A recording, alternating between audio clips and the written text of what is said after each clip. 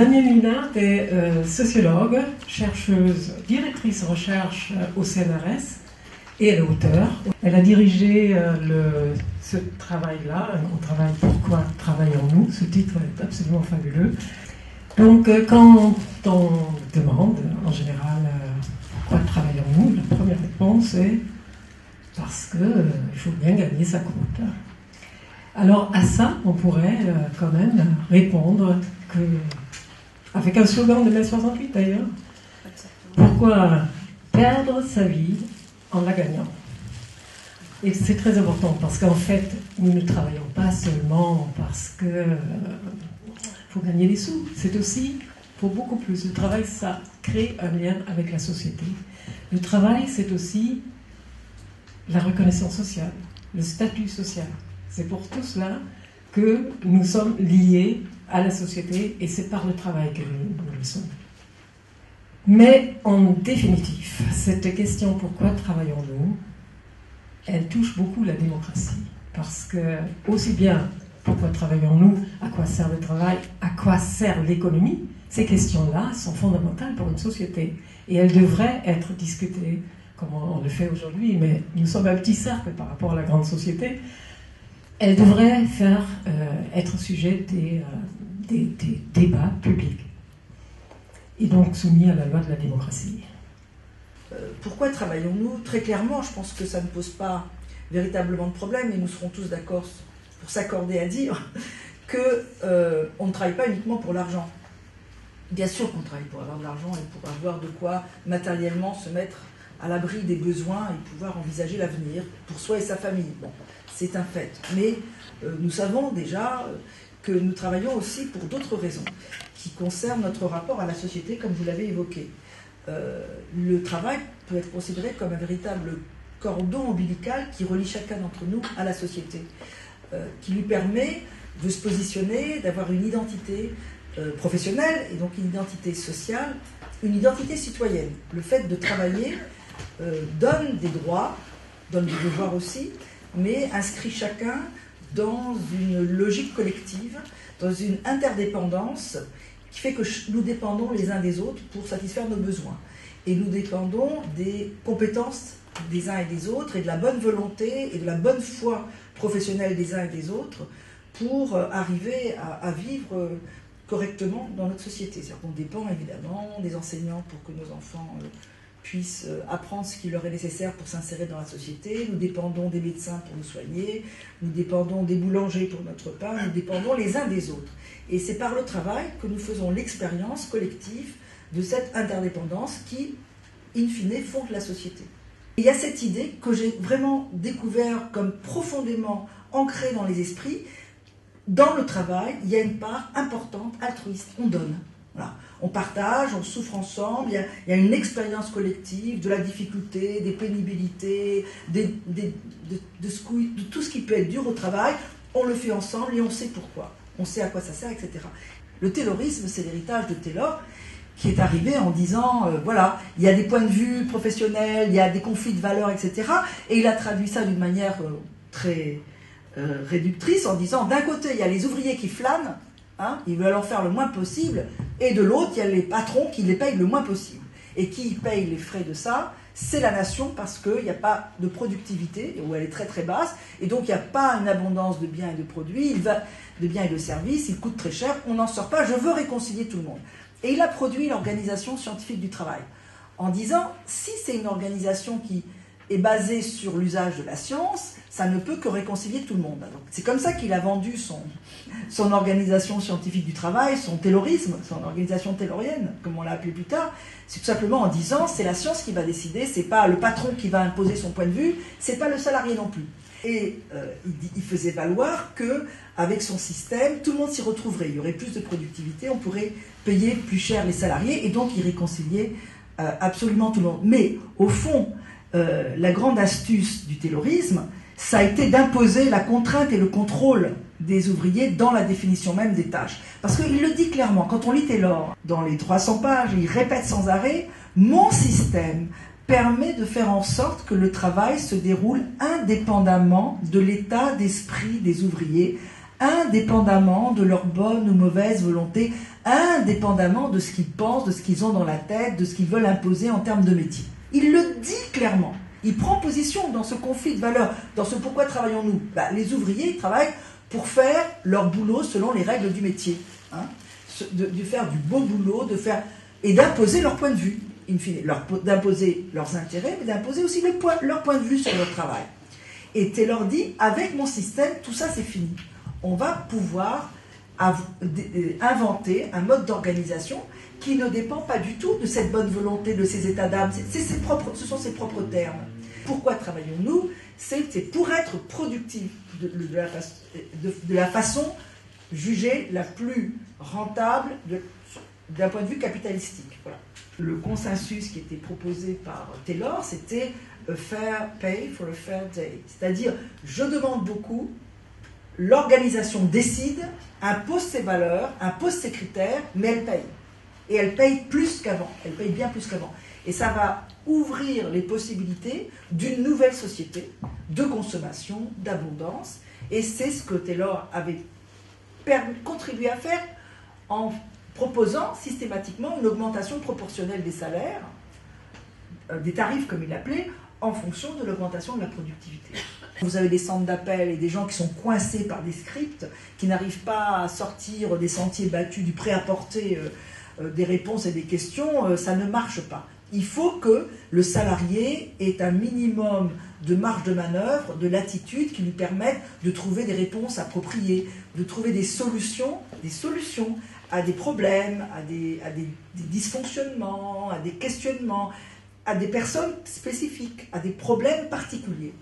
Une grande partie, même dans l'industrie, devient un travail d'interprétation des données, un travail de diagnostic, un travail d'échange avec autrui et pas simplement de gestes opérationnels du faire. Donc, il faut que les salariés soient un peu délestés des prescriptions tayloriennes qui les entravent et qu'ils puissent être en mesure de faire un minimum, mais de faire quand même, de penser l'organisation de leur propre travail.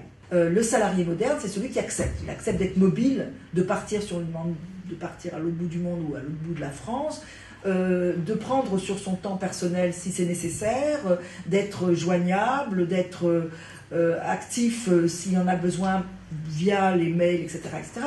Donc on redéfinit les règles du jeu, la vertu, on exalte le salarié, comme vous le disiez, aventurier, celui qui accepte de venir, venez chez nous, vous allez vous épanouir, vous allez voir, vous allez vous découvrir. Vous allez vous découvrir. Alors ça, c'est quelque chose de très très important que le management a énormément développé. Ce qu'on peut appeler, c'est que des collègues sociologues cliniciens, comme par exemple Vincent de Gaulle-Jacques, ont appelé le contrat narcissique. C'est-à-dire dans un monde du travail qui est devenu extrêmement atomisé, extrêmement individualisé, parce que depuis les années 70, il y a eu une individualisation systématique de la gestion des salariés et de l'organisation de leur travail, et bien dans ce contexte-là, l'offre, parce que je vous ai parlé tout à l'heure de la nécessité d'avoir un consensus, de créer un deal en quelque sorte. On ne peut pas passer en force totalement quand on est un employeur et un manager. Donc le deal implicite relève du contrat narcissique.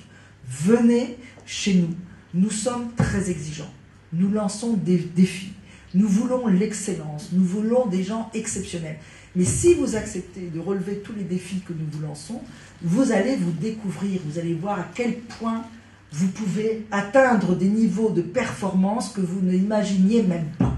Vous allez vous découvrir vous-même, vous allez vous réaliser, et il y a quelque chose de cet ordre-là. Montrez-nous ce dont vous êtes capable, montrez-nous ce que vous pouvez faire, et surtout, montrez-nous que vous êtes meilleur que les autres. Il y a une mise en concurrence systématique des salariés les uns avec les autres, et chacun est poussé à atteindre cette espèce d'idéal de toute puissance, un idéal du moi, et de montrer, en même temps que de se révéler à soi-même, de montrer qu'il est beaucoup plus capable d'excellence et de réalisation qu'il ne l'imaginait lui-même. Le management a compris, a voulu comprendre que les salariés, c'est pour ça qu'il faut doser, trop à l'aise dans leur travail,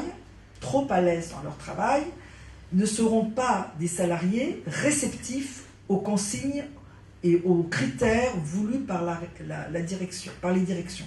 C'est-à-dire que des gens qui maîtrisent trop bien leur travail auront tendance à vouloir imposer leur point de vue professionnel.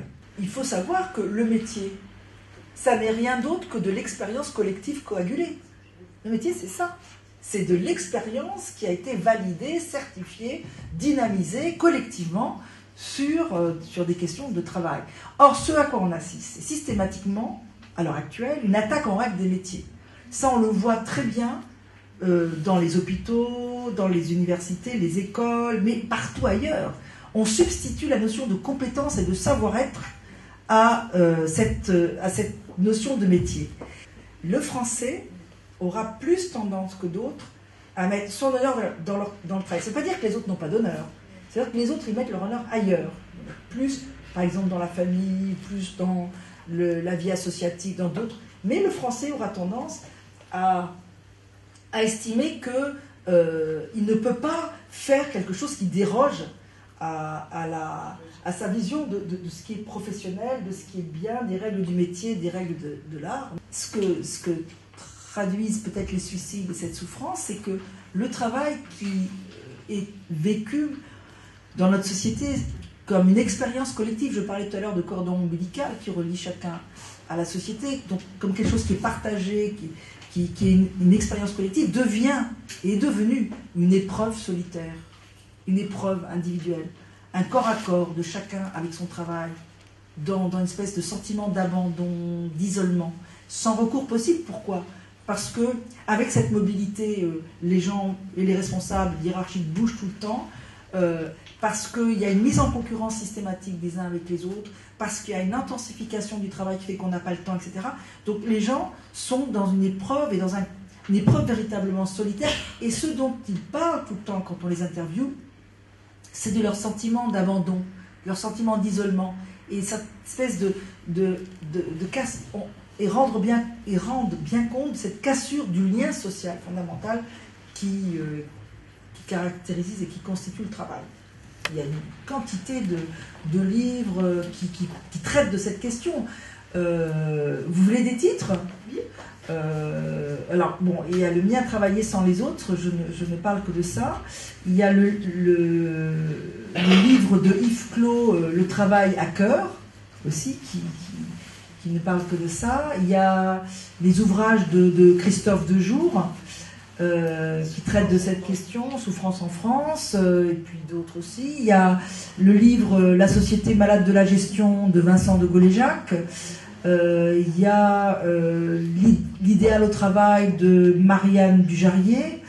Il y a véritablement beaucoup d'ouvrages qui se consacrent à cette question de l'évolution du travail dans notre société. Est-ce que ceux qui disent si je ne travaille pas, je n'ai pas de valeur, ils n'utilisent plus ce mot, aujourd'hui c'est une aliénation, c'est-à-dire il a intégré quelque chose qui est une aliénation, c'est-à-dire qui va même jusqu'à des gens qui disent, je ne sais pas comment on dit maintenant, je gagne tant kilos francs, c'est-à-dire même la hauteur du salaire qui est la mesure de leur reconnaissance. Mais est-ce que le fondement du travail, c'est pas qui n'a plus de sens? Est-ce que c'est pas, en dernière analyse,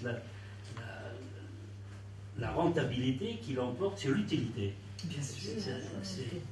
Et est-ce que, dernière question, est-ce que la détermination ultime, ce n'est pas ce qu'on appelle la guerre économique, qui est organisée, elle n'existe pas, mais cette guerre économique est une sorte de chantage où les différents États sont des entreprises, on est en compétition, donc c'est une militarisation de la société aujourd'hui. Ce n'est pas simplement la séduction, c'est une militarisation. Aliénation, c'est une question que je trouve intéressante. Moi, j'ai voulu faire un peu de provoque et j'ai dit qu'on a besoin d'aliénation. C'est-à-dire que... D'objectivation. Non, d'aliénation. C'est-à-dire de travailler pour autre chose que soi-même. C'est ce que les gens disent quand ils disent « je veux travailler pour la société ». Ce qui est nécessaire, c'est qu'il y ait une prise de conscience collective des enjeux des évolutions du travail et combien ça nuit profondément aux salariés, combien ça crée du mal-être, ça crée des risques psychosociaux graves, gravissimes, qui retombent sur la société, hein, parce que le trou de la sécurité sociale, c'est pas par hasard non plus. Le monde du travail y contribue énormément. S'il y avait une moindre intensification du travail chez les gens qui travaillent, il pourrait y avoir plus d'emplois. Mais effectivement, on condense sur une population pas très importante des densités et des intensités de travail très très fortes. Donc tout ça est à mettre en débat, est à mettre en discussion. La question de la légitimité, de la contestation des règles du jeu actuelles du travail, il faut qu'elles puissent se développer. Les objectifs, il ne faut pas les atteindre. C'est pas vrai. Il faut les dépasser systématiquement. Si on ne dépasse pas systématiquement les objectifs, c'est qu'on n'est pas bon. Et les entreprises, les managers disent on ne peut pas miser sur vous. Montrez-nous que vous pouvez les exploser, les objectifs. Voilà. Donc on est dans cette logique du toujours plus. Et les gens qui sont poussés par cette sollicitation du registre narcissique dans une quête infinie de reconnaissance, vont de frustration en frustration parce qu'ils ne sont jamais reconnus. La logique, c'est jamais assez. Mais montre-moi ce que tu peux faire mieux. Montre-moi que tu peux faire plus. Montre-moi que tu peux faire mieux qu'un tel et un tel. Et c'est ça qui pousse les gens alors, dans un état d'épuisement, de concurrence, de sentiment d'isolement, et puis de perte de sens et de haine de soi. Voilà. Et ça, c'est malheureusement les logiques à l'œuvre. Enfin, il me semble qu'il s'agit de beaucoup de perte de repères et que les personnes vont se rechercher eux-mêmes une espèce de développement personnel à travers le travail. Absolument. Alors on devrait faire ce développement personnel à côté et remettre le travail à sa place comme un outil au service de soi, oui, et non pas inverser les choses. Le travail est censé mettre en relation l'individu avec la société. Or, il met l'individu face à lui-même. C'est ça, je l'appelle le contrat narcissique, le registre narcissique. D'ailleurs, Nicole Aubert travaille beaucoup avec Vincent de Gaulle-Jacques, et ils sont sur les mêmes. C'est eux qui ont même mis en avant cette idée de contrat narcissique ou de registre narcissique que je trouve extrêmement éclairant. Le problème, c'est que si chacun se prend pour Dieu, effectivement, il n'y a plus de société possible. Il n'y a plus de lien social possible. Et puis, il y a une angoisse, une frustration permanente. Il y a ce qu'on peut appeler un rétrécissement absolument tragique du périmètre d'investissement au travail. Parce que quand on va vers le nord, quand on va vers les pays scandinaves, ou même l'Allemagne, on voit quand même que les gens sont nettement plus syndiqués, quoi. Qu'il y a des grosses cohortes de syndiqués qui permettent d'établir un certain rapport de force. Mais qu'est-ce qu'il faudrait faire pour que dans un pays comme le nôtre, le syndicalisme reprenne un peu de couleur, quoi? Le problème, c'est qu'en France, et c'est pour ça que tous les aspects des dérives managériales sont les plus fortes, il y a une défiance systématique de la part du patronat français, de la part du management français à l'égard des salariés. Ça fait ridicule de le dire, mais je pense que c'est scientifiquement valable de dire que si les organisations syndicales n'osent plus parler des classes et de mener la lutte des classes, fermement le management l'amène et le dit clairement. Ils disent, nous avons en face de nous une population de salariés qui n'est pas adaptée à la réalité de la guerre économique que nous traversons, qui n'est pas adaptée à l'ère de la mondialisation. Il nous faut mener la bataille pour les transformer, pour en faire des salariés à l'allemande. Pourquoi ne pas miser sur cette spécificité des salariés français à vouloir bien faire? Pourquoi pas miser sur ces compétences, cette volonté d'avoir un point de vue averti, expérimenté, de professionnels sur ce qu'ils ont à faire pour essayer de réinventer des formes d'organisation du travail qui soient plus efficaces, plus innovantes. J'ai résisté à France Télécom, je ne vais pas me bousiller la santé au ministère de la Santé. Système numérique, au moins je vais apporter un peu d'humour, non mais honnêtement, il n'y a pas de solidarité. Donc on récolte aussi. Oui, alors justement, ce que j'allais dire, pour que les syndicats puissent reprendre la main, il faudrait qu'il y ait une recomposition. On est dans une situation d'atomisation dans le meilleur des cas, indifférence aux autres dans le meilleur des cas, sinon c'est la guerre. Merci pour votre